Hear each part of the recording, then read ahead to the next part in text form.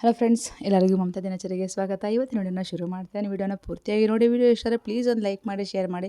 ನಮ್ಮ ಚಾನಲ್ ಯಾರು ಹೊಸದಾಗಿ ನೋಡ್ತಾರೆ ಪ್ಲೀಸ್ ಸಬ್ಸ್ಕ್ರೈಬ್ ಮಾಡ್ಕೊಂಡೋಗಿ ಪಕ್ಕದ ಬೆಲ್ಲೈಕನ್ನ ಪ್ರೆಸ್ ಮಾಡಿ. ನನ್ನ ವಿಡಿಯೋ ನೋಟಿಫಿಕೇಷನ್ ನಿಮಗೆ ಸಿಗ್ತಾ ಇರುತ್ತೆ. ಇವತ್ತು ಬೆಳಗ್ಗೆನೇ ಗೃಹ ಪ್ರವೇಶದ ವಿಡಿಯೋಯಿಂದ ಶುರು ಮಾಡಿದ್ದೀನಿ. ಗೃಹ ಪ್ರವೇಶ ಅಂದರೆ ನಮ್ಮ ರಿಲೇಟಿವ್ಸ್ದೇ, ಅಂದರೆ ನಮ್ಮ ಮನೆಯವರು ಇದ್ದಾರಲ್ವ, ಅವ್ರ ತಂಗಿಯವ್ರದ್ದು ಗೃಹ ಪ್ರವೇಶ ಇದ್ದಿದ್ದು. ಅದಕ್ಕೋಸ್ಕರ ಒಂದು 2 ದಿನ ಫುಲ್ ಫಂಕ್ಷನ್ಸಲ್ಲಿ ಚೆನ್ನಾಗಿ ಎಂಜಾಯ್ ಮಾಡಿದ್ವಿ ಅಂತಲೇ ಹೇಳ್ಬೋದು. ಮಕ್ಕಳಿರ್ಬೋದು, ನಾವಿರ್ಬೋದು, ಒಂಥರ ಚೆನ್ನಾಗಿ ಮಜಾ ಮಾಡಿದ್ವಿ. ಯಾಕೆಂದರೆ ಒಂದು ಫಂಕ್ಷನ್ಸ್ ಬರೋದೇ ಅದಕ್ಕೆ ಅಲ್ಲ, ಒಂದು ಫ್ಯಾಮಿಲಿ ಗೆಟ್ ಟುಗೆದರ್ ಆಗ್ಬೋದು, ಎಲ್ಲರೂ ಸೇರುವಂಥದ್ದು, ಎಂಜಾಯ್ ಮಾಡುವಂಥದ್ದು ತುಂಬ ಖುಷಿ ಕೊಡುತ್ತೆ. ಫೈನಲಾಗಿ ಇವತ್ತು ಒಂದು 2 ಡೇಸ್ ಪೂರ್ತಿಯಾಗಿ ಅಲ್ಲಿ ಫಂಕ್ಷನ್ಸು ಅದು ಇದು ಪ್ರಿಪ್ರೇಷನ್ಸು ರೆಡಿ ಆಗೋದು ಅಂತಲೇ ನಮಗೆ ಸರಿ ಹೋಯಿತು. ಅದಾದಮೇಲೆ 1 ಡೇ ಪೂರ್ತಿ ನನಗೆ ನಾಮಕರಣ ಇತ್ತು, ಅದು ಮುಗಿಸ್ಕೊಂಡೆ. ಎಲ್ಲ ಮುಗಿಸೋ ಅಷ್ಟರಲ್ಲಿ ಒಂದು 3-4 ಡೇಸ್ ಅಲ್ಲೇ ಹೋಯ್ತು ನನಗೆ. ಇನ್ನು ಫೈನಲಾಗಿ ನಾನು ಹಾಲ್ ಒಂದು ಕ್ಲೀನ್ ಮಾಡುವಂಥದ್ದು ಪೆಂಡಿಂಗ್ ಇಟ್ಕೊಂಡಿದ್ದೆ. ಮಿಕ್ಕಿದ್ದೆಲ್ಲ ನಂದು ಹಬ್ಬಕ್ಕೆ ಕ್ಲೀನಿಂಗ್ ಅಂತ ಮುಗಿಸ್ಕೊಂಡಿದ್ದೆ. ಹಾಲ್ ಮಾತ್ರ ಲಾಸ್ಟಲ್ಲಿ ಮಾಡೋಣ ಅಂತ ಅಂದ್ಕೊಂಡಿದ್ದೆ. ಯಾಕಂದರೆ ಮೊನ್ನೆಲ್ಲ ಗ್ರಾಸ್ ಮ್ಯಾಟ್ ತಂದಿದ್ನಲ್ವ, ಅದನ್ನೆಲ್ಲ ಅರೇಂಜ್ ಮಾಡುವಂಥದ್ದಿತ್ತು. ಇನ್ನು ಹೇಗಿದ್ದರೂ ಹಬ್ಬ ಬರುವಾಗ ಮಾಡೋಣ, ಯಾಕಂದರೆ ಮತ್ತೆ ತೆಗೆದು ಹಾಕಿ ಮಾಡೋದಕ್ಕಾಗೋದಿಲ್ಲ. ಹಬ್ಬ ಹತ್ರ ಬಂದಾಗ ಮಾಡೋಣ ಅಂತ ಅಂದ್ಕೊಂಡು ಸುಮ್ಮನೆ ಆಗಿದೆ. ಒಂದೇ ಸಲ ಎಲ್ಲ ಕ್ಲೀನಾಗಿ ಡಸ್ಟಿಂಗ್ ಮಾಡಿಕೊಂಡು ಧೂಳೆಲ್ಲ ಉದುರಿಸ್ಕೊಂಡು ಎಲ್ಲಿಂದ ಅಲ್ಲಿ ಕ್ಲೀನ್ ಮಾಡ್ಕೊಂಬಿಟ್ರೆ ಒಂದೇ ಸಲ ಅರೇಂಜ್ ಮಾಡಿಕೊಂಡ್ರೆ ನೀಟಾಗಿರುತ್ತೆ. ಹಬ್ಬದ ಟೈಮಲ್ಲಿ ಸಹ ನನಗೆ ಟೆನ್ಷನ್ ಇರೋದಿಲ್ಲ. ಯಾಕಂದರೆ ಹಬ್ಬದ ಟೈಮಲ್ಲಿ ಅದು ಡಸ್ಟಿಂಗ್ ಮಾಡು ಇದು ಡಸ್ಟಿಂಗ್ ಮಾಡು ಅಂದರೆ ಸ್ವಲ್ಪ ತಲೆನೋವು ಆಗ್ಬಿಡುತ್ತೆ. ಇದೆಲ್ಲ ಮುಗಿದ್ಮೇಲೆ ಸ್ವಲ್ಪ ಅಡುಗೆ ಕೆಲಸ ಸಹ ಇಟ್ಕೊಂಡಿರ್ತೀನಿ ನಾನು. ಕೆಲವೊಂದು ಅಡುಗೆಗಳನ್ನ ಮನೆಯಲ್ಲೇ ಪ್ರಿಪೇರ್ ಮಾಡಿ ಇಕ್ಕುವಂಥದ್ದು. ಅದಕ್ಕೋಸ್ಕರ ಫಸ್ಟಿಗೆಲ್ಲ ಕ್ಲೀನಿಂಗೆಲ್ಲ ಮುಗಿಸ್ಕೊಂಬಿಟ್ಟು ಮತ್ತು ಅಡುಗೆ ಕೆಲಸನ ಶುರು ಮಾಡ್ತೀನಿ. ಈ ಕ್ಲೀನಿಂಗ್ ಜೊತೆಯಲ್ಲೇ ನಾವೇನೇನು ಪೂಜೆಗೆ ಏನು ತರಬೇಕು, ಏನು ಬೇಡ ಅನ್ನೋದು ಸಹ ಒಂದು ಕಡೆ ಸ್ಲಿಪ್ ಮಾಡಿ ಇಟ್ಕೋತಾ ಇರ್ತೀನಿ. ಯಾಕಂದರೆ ಮತ್ತೆ ಆ ತಕ್ಷಣಕ್ಕೆ ಮರ್ತೋಗ್ಬಿಡ್ತೀವಿ ನಾವು ಯಾವಾಗ ಏನು ತರಬೇಕು, ಏನು ತರಬಾರ್ದು ಮನೆಗೆ ಅನ್ನೋದು. ಪೂಜೆ ಐಟಮ್ಸ್ ಇರ್ಬೋದು, ಪ್ರತಿಯೊಂದು ಅಷ್ಟೇ. ಮನೆಗೆ ಕೆಲವೊಂದು ಐಟಮ್ಸ್ ಬೇಕಾಗಿರ್ತವೆ, ರೇಷನ್ ಇರ್ಬೋದು, ಪೂಜೆ ಐಟಮ್ ಇರ್ಬೋದು. ಯಾವಾಗ ಏನು ಖಾಲಿ ಆಗ್ತಾ ಇರುತ್ತೆ, ಯಾವಾಗ ಏನು ತರಬೇಕು ಅನ್ನೋದನ್ನ ನಾನು ಸ್ಲಿಪ್ ಮಾಡಿ ಸಹ ಇಕ್ತಾ ಇರ್ತೀನಿ ಒಂದು ಸೈಡ್ಗೆ. ಇವಾಗ ಫಸ್ಟಿಗೆ TV ಯೂನಿಟ್ನ ಕ್ಲೀನ್ ಮಾಡ್ಕೊಂಬಿಡ್ತಾ ಇದ್ದೀನಿ. ಯಾಕಂದರೆ ದಿಶು ಬೇರೆ ಓದ್ಕೊಬೇಕಾಗಿತ್ತು. TV ಯೂನಿಟಲ್ಲಿ ಮಾಡಬೇಕು ಅಂದಾಗ ಒಂದಿಬ್ಬರು ಇರಬೇಕಾಗುತ್ತೆ. ಯಾಕಂದರೆ ಒಬ್ರು ಇಳಿಸೋದಕ್ಕೆ ಎತ್ತಿಕೋದಕ್ಕೆ ಆ ರೀತಿ ಹೆಲ್ಪ್ ಆಗ್ತಾ ಇರುತ್ತೆ. ಒಬ್ಬರೇ ಇಳಿದು ಹತ್ತು ಮಾಡಬೇಕು ಅಂದರೆ ಸ್ವಲ್ಪ ರಿಸ್ಕಿ ಅಂತ ಅನಿಸುತ್ತೆ. ಸದ್ಯಕ್ಕೆ ಇವಾಗ ದಿಶಿಗೆ ಸ್ವಲ್ಪ ಸ್ಟಡಿ ಹಾಲಿಡೇಸ್ ಇರೋದ್ರಿಂದ ಅವನು ಸ್ವಲ್ಪ ಹೆಲ್ಪ್ ಮಾಡಿಕೊಡ್ತೀನಿ ಅಂತ ಹೇಳಿದೆ. ಒಂದು 1 ಅವರ್ 1.5 ಅವರ್ ನನಗೆ ಟೈಮ್ ಕೊಡಪ್ಪ, ನಾನು ಹೆಲ್ಪ್ ಅದೇ ಕ್ಲೀನ್ ಮಾಡ್ಕೊಂಬಿಡೋಣ, ಆಮೇಲೆ ಹೋಗೋದ್ಕೋ ಅಂತ ಹೇಳಿದ್ದೆ. ಕೆಲವೊಂದು ಹೈಟಲ್ಲಿ ಮಾಡುವಂಥ ಕೆಲಸಗಳಿಗೆ ತುಂಬಾ ದಿಶೆ ಹೆಲ್ಪ್ ಮಾಡ್ತಾನೆ ಅಂತ ಹೇಳ್ಬೋದು. ಯಾಕಂದರೆ ನನಗೊಬ್ಬಳಿಗೆ ಹತ್ತು ಇಳಿದು ಕಾಲು ನೋವು ಬರುತ್ತೆ, ಯಾರಾದರೂ ಒಬ್ರು ಇರಬೇಕು. ಬಟ್ ಚಿರುಗೆ ಸ್ಕೂಲ್ ಇರೋ ಕಾರಣ ಚಿರು ಇರೋಕ್ಕಾಗೋದಿಲ್ಲ. ಇನ್ನು ಈವ್ನಿಂಗ್ ಟೈಮ್ ಕ್ಲೀನಿಂಗ್ ಅಂತ ಮಾಡೋಕ್ಕಾಗೋದಿಲ್ಲ. ಡಸ್ಟಿಂಗ್ ಏನಿದ್ರು ಡೇ ಟೈಮಲ್ಲಿ ಮಾಡಿದ್ರೆ ನೀಟಾಗಿರುತ್ತಲ್ವ, ಅದಕ್ಕೋಸ್ಕರ ಚಿರು ಸರಿ ಮತ್ತು ದಿಶು ನಾನು ಹೆಲ್ಪ್ ಮಾಡ್ಕೊಡ್ತೀನಿ ಬಿಡಿ ಅಮ್ಮ ಅಂತ ಹೇಳಿದೆ. ಅದಕ್ಕೋಸ್ಕರ ದಿಶುಗೆಲ್ಲ ಹೆಲ್ಪ್ ತೊಗೊಂಡು ಇವಾಗ TV ಯೂನಿಟ್ನೆಲ್ಲ ಕ್ಲೀನ್ ಮಾಡ್ಕೋತಾ ಇದ್ದೀನಿ. ಇದೊಂದೇ ಫೈನಲಾಗಿ ಇದ್ದಿದ್ದು ಕ್ಲೀನಿಂಗು, ಮಿಕ್ಕಿದೆಲ್ಲ ಮುಗಿದಿದೆ. ಹಾಲೊಂದು ಮಾತ್ರ ಪೆಂಡಿಂಗ್ ಇಟ್ಕೊಂಡಿದ್ದೆ. ಯಾಕಂದರೆ ಹೇಗಿದ್ರು ಹಬ್ಬಕ್ಕೂ ಕ್ಲೀನ್ ಮಾಡ್ದಂಗೆ ಆಗುತ್ತೆ, 2 ಒಂದೇ ಸರಿ ಆಗುತ್ತಲ್ಲ, ಮತ್ತೆ ಪದೇ ಏನಕ್ಕೆ ಕ್ಲೀನ್ ಮಾಡೋದು ಅಂತ ಹೇಳಿಬಿಟ್ಟು ಇವಾಗ ಫೈನಲಾಗಿ ದಿಶು ಎಲ್ಲ ಕ್ಲೀನ್ ಮಾಡಿಬಿಟ್ಟು ಎಲ್ಲ ಅರೇಂಜ್ ಮಾಡ್ಕೊಡ್ತಾ ಇದ್ದಾನೆ. ನಾನೇ ಅರೇಂಜ್ ಮಾಡ್ಕೊಡ್ತೀನಿ ಅಂತ ಹೇಳ್ದೆ. ಸರಿ, ಹಾಗಾಗಿ ನೀನೇ ಮಾಡ್ಕೊಡಪ್ಪ ಅಂತ ಹೇಳಿದ್ದೆ. ಫಸ್ಟಿಗೆಲ್ಲ ಡಸ್ಟಿಂಗ್ ಮಾಡಿ ಒರೆಸ್ಬಿಟ್ಟು ಬಿಟ್ಬಿಟ್ಟಿದ್ದೆ. ಸ್ವಲ್ಪ ಹೊತ್ತು ಡ್ರೈ ಆಗಬೇಕಲ್ವ. ಏನೇ ವುಡ್ ಆಗಲಿ ಗ್ರಾನೈಟ್ ಆಗಲಿ ಏನೇ ಆಗಲಿ ಒರೆಸಿದ ತಕ್ಷಣ ಇವತ್ತು ನಾವು ಜೋಡ್ಸೋಕೆ ಹೋಗಬಾರ್ದು. ಏನೇ ಐಟಮ್ಸ್ ಆಗಲಿ ಸ್ವಲ್ಪ ಹೊತ್ತು ಡ್ರೈ ಆಗಿ ಬಿಟ್ಬಿಡಬೇಕು. ಫಸ್ಟೆಲ್ಲ ಒರೆಸಾದ್ಮೇಲೆ ನಾನು ಒಂದ್ಸರಿ ಇದೆಲ್ಲ ಡಸ್ಟಿಂಗ್ ಎಲ್ಲ ಏನೋ ಶೋ ಪೀಸಸ್ ಇತ್ತು, ಅದು ಫೋಟೋಸು ಅದೆಲ್ಲ ಡಸ್ಟಿಂಗ್ ಮಾಡೋವರೆಗೂ ಹಾಗೆ ಬಿಟ್ಬಿಟ್ಟಿದ್ದೆ. ಅದೆಲ್ಲ ಆದಮೇಲೆ ಫೈನಲಾಗಿ ಇವಾಗ ನಾನು ಜೋಡಿಸ್ಕೊತಾ ಇರುವಂಥದ್ದು. ತುಂಬ ಚೆನ್ನಾಗಿ ಅನ್ನಿಸ್ತಾಯಿತ್ತು. ಒಂದು ಗ್ರಾಸ್ ಮ್ಯಾಟ್ ಹಾಕ್ಬಿಟ್ಟು ಜೋಡಿಸಿದ್ರೆ ಒಂಥರ ಲುಕ್ಕೇ ಚೇಂಜ್ ಆಗಿತ್ತು ಅಂತಲೇ ಹೇಳ್ಬೋದು. ಒಂಥರ ಏನೋ ಒಂಥರ ನೋಡೋಕ್ಕೆ ಖುಷಿ ಅನ್ನಿಸ್ತಾಯಿತ್ತು. ಆ ಲೈಟಿಂಗ್ಸ್ ಹಾಕಿರೋದಕ್ಕೂ ಆ ಗ್ರಾಸ್ ಮ್ಯಾಟ್ಗೂ ರಿಫ್ಲೆಕ್ಷನ್ನು ತುಂಬ ಚೆನ್ನಾಗಿ ಕಾಣಿಸ್ತಾಯಿತ್ತು. ನೋಡೋದಕ್ಕೂ ತುಂಬ ಸುಂದರವಾಗಿತ್ತು ಅಂತಲೇ ಹೇಳ್ಬೋದು. ನಾನು ಯಾವುದು ಹೊಸದು ಅಂತ ಏನು ಶೋ ಪೀಸಸ್ ತೊಗೊಳಕ್ಕೆ ಹೋಗಿಲ್ಲ, ಎಲ್ಲ ಹಳೆದೇ ತುಂಬ ಇತ್ತು. ಅದನ್ನೆಲ್ಲ ಅರೇಂಜ್ ಮಾಡೋಣ ಅಂತ ಹೇಳ್ಬಿಟ್ಟು ಅರೇಂಜ್ ಮಾಡಿದೆ. ಸುಮ್ಮನೆ ತೊಗೊಂಡು ಅದನ್ನು ಅಲ್ಲಾಕಿ ಹೋಗೋದಕ್ಕಿಂತ ಇದೆಲ್ಲ ಚೆನ್ನಾಗಿರೋರ್ಗು ಇದನ್ನು ಯೂಸ್ ಮಾಡೋಣ, ಮತ್ತೆ ಬೇಕಾದ್ರೆ ಬೇರೆ ಯೂಸ್ ಮಾಡೋಣ ಅಂದ್ಬಿಟ್ಟು. ಈ ಟಾಯ್ಸು ಅಷ್ಟೇ ಮಕ್ಕಳು ಚಿಕ್ಕವಾಗಿರುವಾಗ ತೊಗೊಂಡಿರೋದು, ಅದು ತುಂಬ ಚೆನ್ನಾಗಿತ್ತು ಟಾಯ್ಸ್ ಸಹ. ಅದಕ್ಕೆ ಅವೆರಡನ್ನೂ ಸಹ ಹಂಗೆ ಅರೇಂಜ್ ಮಾಡ್ಕೊಂಡಿದ್ದೀನಿ.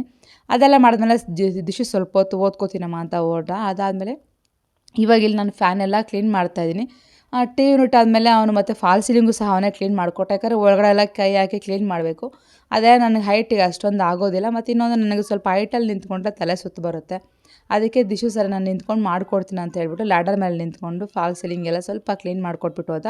ಇವಾಗ ಫೈನಲಾಗಿ ಫ್ಯಾನ್ಗಳು ಮಾತ್ರ ಕ್ಲೀನ್ ಮಾಡುವಂಥದ್ದಿತ್ತು. ಫ್ಯಾನು ಅಷ್ಟೇ ಕೆಳಗಡೆ ಫ್ಲೋರಲ್ಲಿ ಒಂದು 2ರಿಂದ 3 ಫ್ಯಾನ್ ಬರುತ್ತೆ ಹಾಲಲ್ಲಿ ಮತ್ತು ಕೆಳಗಡೆ ರೂಮಲ್ಲಿ. ಮತ್ತು ಅದೆಲ್ಲ ಕ್ಲೀನ್ ಮಾಡ್ಕೊತಾ ಇದ್ದೆ. ನನಗೆ ಇದೊಂದು ತೊಗೊಂಡು ತುಂಬಾ ಯೂಸ್ ಆಯಿತು, ಫ್ಯಾನ್ ಕ್ಲೀನ್ ಮಾಡುವಂಥದ್ದು. ಯಾಕಂದರೆ ಇದರಿಂದ ತುಂಬಾ ಯೂಸ್ ಆಗ್ತಾಯಿದೆ. ತುಂಬ ಈಸಿಯಾಗಿ ಫ್ಯಾನ್ ಕ್ಲೀನ್ ಮಾಡ್ತಾಯಿದ್ದೀನಿ ಅಂತಲೇ ಹೇಳ್ಬೋದು ನಾನು. ಇಲ್ಲಾಂದರೆ ತುಂಬ ಹಿಂಸೆ ಆಗೋಗ್ತಾಯಿತ್ತು. ಯಾರಾದರೂ ಒಬ್ರು ಇರಲೇಬೇಕು, ಒಬ್ರು ಕ್ಲೀನ್ ಮಾಡ್ಕೊಳ್ಳೇಬೇಕು ಆ ರೀತಿಯಾಗಿ. ನನಗೆ ಮೇಲೆ ಆ ಥರ ತಲೆ ಸುತ್ತು ಬರುತ್ತೆ. ಪಾಪ ಯಾವಾಗಲೂ ಒಬ್ಬ ದಿಶುನ ಕೇಳ್ಕೊಳಕ್ಕಾಗೋದಿಲ್ಲ. ಬಟ್ ಈ ಸಾರಿ ತೊಗೊಂಡಿದ್ದು ನನಗೆ ತುಂಬ ಯೂಸ್ ಆಯಿತು. ಆರಾಮಾಗಿ ನಾನೇ ಫ್ಯಾನ್ ಕ್ಲೀನ್ ಮಾಡಿಕೊಂಡೆ. ಅದಾದಮೇಲೆ ಇದು ಅಷ್ಟೇ ಒಂದು ಡಸ್ಟರ್ ತೊಗೊಂಡಿದ್ದೆ. ತುಂಬ ಚೆನ್ನಾಗಿದೆ. ತುಂಬ ಉದ್ದ ಇದೆ ಇದು ಲೆಂತಿಯಾಗಿ ಡಸ್ಟರು. ಈ ವಿಂಡೋ ನೋಡ್ತಾ ಇರ್ಬೋದು, ನಮಗೆ ಎಟ್ಕೋದೇ ಇಲ್ಲ ಮೇಲಕ್ಕೆ. ಬಟ್ ಈ ಡಸ್ಟರ್ ಯೂಸ್ ಮಾಡ್ಕೊಂಡು ಮಾಡಿದ್ರಿಂದ ಅದು ಸಹ ಕ್ಲೀನ್ ಆಯಿತು. ತುಂಬ ಉದ್ದ ಇತ್ತು. ಆನ್ಲೈನಲ್ಲಿ ನೋಡಿದ್ದೆ ನಾನು, ಬಟ್ ಎಷ್ಟು ಲೆಂತ್ ಬರುತ್ತೆ ಅನ್ನೋ ಅಂತ ನನಗೆ ಐಡಿಯಾ ಇಲ್ಲ. ನಾನು ತೊಗೊಳಕ್ಕೆ ಹೋಗಲಿಲ್ಲ. ಬಟ್ ಹೀಗೆ ನಾವು ಎಲ್ಲೋ ಆಚೆ ಹೋಗ್ಬೇಕಾದ್ರೆ ಅದು ಸಿಗ್ನಲ್ಸಲ್ಲೆಲ್ಲ ಸೇಲ್ ಮಾಡ್ತಾ ಇರ್ತಾರಲ್ವ, ಆ ರೀತಿಯಾಗಿ ಸೇಲ್ ಮಾಡ್ತಾಯಿದ್ರು. ಆವಾಗ ನೋಡಿದ್ವಿ, ತುಂಬ ಲೆಂತಾಗಿತ್ತು. ಸರಿ ಅಂತ ಆವಾಗ ತೊಗೊಂಡು ಬಂದೆ. ಅದು ಅಷ್ಟೇ ತುಂಬ ಯೂಸ್ ಆಯಿತು ಅಂತಲೇ ಹೇಳ್ಬೋದು. ಆ ವಿಂಡೋ ಆಗ್ಬೋದು, ಆ ಕಡೆ ಅದು ದೂರ ಇರುವಂತಹ ವಾಲ್ಸು ಅವೆಲ್ಲ ಅದರಲ್ಲಿ ಕ್ಲೀನ್ ಮಾಡ್ಕೊಳ್ಳೋಕೆ ನಂಗೆ ತುಂಬಾ ಉಪಯೋಗ ಆಯಿತು. ಅದೆಲ್ಲ ಆದಮೇಲೆ ಇನ್ನು ಸ್ವಿಚ್ ಬೋರ್ಡ್ಸು ಫೈನಲಾಗಿ ಸ್ವಿಚ್ ಬೋರ್ಡ್ ಸಹ ಕ್ಲೀನ್ ಮಾಡ್ಕೋತಾ ಇದ್ದೀನಿ. ಆದಷ್ಟು ಕ್ಲೀನಾಗಿ ಇಟ್ಕೊಂಡಿರ್ತೀವಿ. ಯಾಕಂದರೆ ವೈಟ್ ಕಲರ್ ಅಲ್ವಾ, ಸ್ವಲ್ಪ ಗಲೀಜಾದರೂ ತುಂಬ ಎತ್ತಿ ಕಾಣಿಸ್ತಾ ಇರುತ್ತೆ. ಅವಾಗ ಕ್ಲೀನ್ ಮಾಡಲೇಬೇಕಾಗುತ್ತೆ. ಯಾವಾಗ ಗಲೀಜು ಅಂತ ಅನಿಸುತ್ತೋ ಅವಾಗ ಹಂಗೆ ಒರೆಸ್ಕೊಬಿಡ್ತೀನಿ. ಇನ್ನು ಅಷ್ಟೊಂದು ಎಫರ್ಟ್ ಹಾಕೋ ಅವಶ್ಯಕತೆ ಇರೋದಿಲ್ಲ. ತುಂಬ ಗಲೀಜು ಆಗಿಬಿಟ್ರೆ ಏನಾಗುತ್ತೆ ಅಂದರೆ ಒಂದೇ ಸರಿ ಎಫರ್ಟ್ ಹಾಕಿ ತಿಕ್ಕಿ ಉಜ್ಜಿ ತೊಳಿಬೇಕಾಗುತ್ತೆ. ಅವಾಗಿನ ಕ್ಲೀನ್ ಮಾಡ್ಕೋತಾರೆ. ಅಷ್ಟೊಂದು ಎಫರ್ಟ್ ಹಾಕೋ ಅವಶ್ಯಕತೆ ಇರೋದಿಲ್ಲ. ಆರಾಮಾಗಿ ಸುಮ್ಮನೆ ಒಂದು ಬಟ್ಟೆ ಕ್ಲಾತ್ ತೊಗೊಂಡು ಯಾವುದಾದ್ರು ಒಂದು ಲಿಕ್ವಿಡ್ನ ಸ್ಪ್ರೇ ಮಾಡಿಕೊಂಡು ನೀಟಾಗಿ ಒರೆಸ್ಕೊಂಬಿಟ್ರೆ ಕ್ಲೀನ್ ಆಗಿಬಿಡುತ್ತೆ.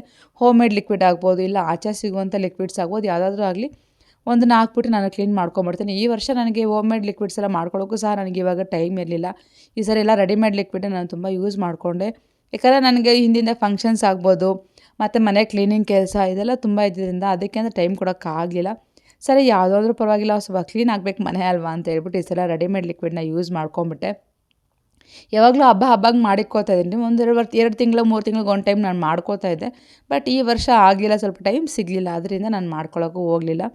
ಎಲ್ಲ ಡಸ್ಟಿಂಗ್ ಎಲ್ಲ ಮಾಡಿ ಕ್ಲೀನಿಂಗ್ ಎಲ್ಲ ಮಾಡಿ ಆದಮೇಲೆ ಫೈನಲಾಗಿ ಒಂದು ರೌಂಡ್ ಕಸ ಗುಡಿಸ್ಕೊಬಿಡ್ತೀನಿ. ಯಾಕಂದರೆ ಕಸ ಇದ್ದರೆ ಕೆಳಗಡೆ ಎಲ್ಲ ಮತ್ತೆ ಅದೆಲ್ಲ ಹೋಗಿ ತುಳಿದು ಮನೆಯೆಲ್ಲ ಪೂರ್ತಿ ಮಾಡಿಬಿಡ್ತಾರೆ. ಇವಾಗೆಲ್ಲ ನಾನು ಕ್ಲೀನ್ ಮಾಡಿದ್ದು ಬರೀ ಗ್ರೌಂಡ್ ಫ್ಲೋರ್ ಮಾತ್ರ ಅಲ್ವಾ. ಇವಾಗ ಗ್ರೌಂಡ್ ಫ್ಲೋರ್ ಕಸ ಮತ್ತೆ ತೊಗೊಂಡೋಗಿ ಫಸ್ಟ್ ಫ್ಲೋರು ಸೆಕೆಂಡ್ ಫ್ಲೋರ್ ಎಲ್ಲ ಫುಲ್ ತುಂಬಿಸ್ಬಿಡ್ತಾರೆ. ಅದೇ ಕಸ ಗುಡಿಸ್ಬಿಟ್ಟು ಒರೆಸ್ಬಿಟ್ರೆ ಮನೆ ಸಹ ಕ್ಲೀನ್ ಆಗಿಬಿಡುತ್ತೆ. ಕಸ ಎಲ್ಲೂ ಸ್ಪ್ರೆಡ್ ಆಗೋದಿಲ್ಲ. ಯಾಕಂದರೆ ಕೆಳಗಡೆ ಮಳೆ ನಡಿಬೇಕಾದ್ರೆ ಹೋಗ್ಬೇಕಾದ್ರೆ ಬರಬೇಕಾದ್ರೆ ಎಲ್ಲ ಪೂರ್ತಿ ಕಸ ಆಗಿಬಿಡ್ತಾ ಇರುತ್ತೆ. ನನಗೇನಪ್ಪ ಅಂದರೆ ಒಂದು ಸರಿ ಕ್ಲೀನ್ ಮಾಡಿದ್ರೆ ಅಟ್ಲೀಸ್ಟ್ ಆ ದಿನ ಪೂರ್ತಿ ಕ್ಲೀನಾಗಿ ಕಾಣಿಸ್ಬೇಕು. ಇಲ್ಲಾಂದರೆ ಮನಸ್ಸಿಗೆ ತುಂಬಾ ಬೇಜಾರಂತ ಅನ್ನಿಸ್ತಾ ಇರುತ್ತೆ. ಇಲ್ಲೂ ಅಷ್ಟೇ ನೋಡ್ತಾ ಇರ್ಬೋದು, ಗ್ರಾಸ್ ಮ್ಯಾಟೆಲ್ಲ ಹಾಕೋದ್ರಿಂದ ತುಂಬಾ ಲುಕ್ ಕಾಣಿಸ್ತಾ ಇದೆ. ಒಂಥರ ಲುಕ್ಕೇ ಚೇಂಜ್ ಆಗೋಯಿತು. ಗ್ರಾನೈಟ್ ಮೇಲೆ ಹಾಕಿದಾಗ ಸ್ವಲ್ಪ ಡಸ್ಟಿಯಾಗಿ ಕಾಣಿಸೋದು ಡಸ್ಟ್ ಎಲ್ಲನೂ. ಬಟ್ ಇವಾಗ ಒಂಥರ ನೋಡೋಕ್ಕೂ ಚೆನ್ನಾಗಿ ಅನ್ನಿಸ್ತಾ ಇದೆ. ಬಟ್ ಅದನ್ನು ಹಂಗೆ ಮೇಂಟೈನ್ ಮಾಡೋಕ್ಕೂ ಈಸಿ ಆಗುತ್ತೆ. ಗ್ರಾಸ್ ಮ್ಯಾಟು ಅಂತ ನಾನು ಗ್ರಾಸ್ ಮ್ಯಾಟ್ ತೊಗೊಂಡಿದ್ದೀನಿ. ಒಂದು 2 ಮಂತ್ಸ್ಗೋ 3 ಮಂತ್ಸ್ಗೋ ಒಂದು ಟೈಮ್ ಅದನ್ನ ಕ್ಲೀನಾಗಿ ಒದರ್ಕೊಂಬಿಟ್ರೆ ಕ್ಲೀನ್ ಆಗಿಬಿಡುತ್ತೆ ಮ್ಯಾಟ್ ಎಲ್ಲನೂ. ಇಲ್ಲಾಂದರೆ ಗ್ರಾನೈಟ್ ಎಲ್ಲ ಡೈಲಿ ಒರೆಸ್ಬೇಕು, ಇಲ್ಲಾಂದರೆ ಧೂಳಾಗೆ ಕಾಣಿಸ್ತಾ ಇರುತ್ತೆ.